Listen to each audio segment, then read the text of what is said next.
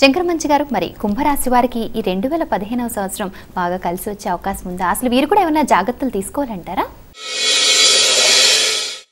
కుంభరాశి వారికి విశేషమైనటువంటి శుభయోగాలు కనపడుతున్నాయి. ప్రధానంగా ఉత్తరార్థంలో గురువు సింహంలోకి ప్రవేశించడం ద్వారా మంచి జరిగే అవకాశం ఉంది.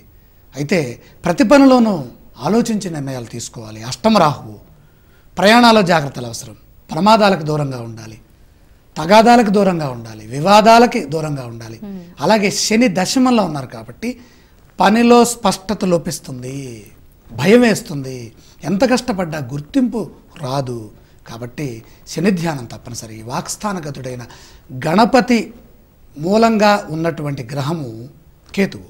గణపతి ఆరాధన చేయటం ద్వారా స్పష్టమైన వాక్ వస్తుంది. మనం ఏం మాట్లాడుతున్నామో, ఏం చేస్తున్నామో, ఏం ఆలోచిస్తున్నామో అవన్నీ సక్రమంగా ఉంటాయి. ఎలాంటి భయం లేదు.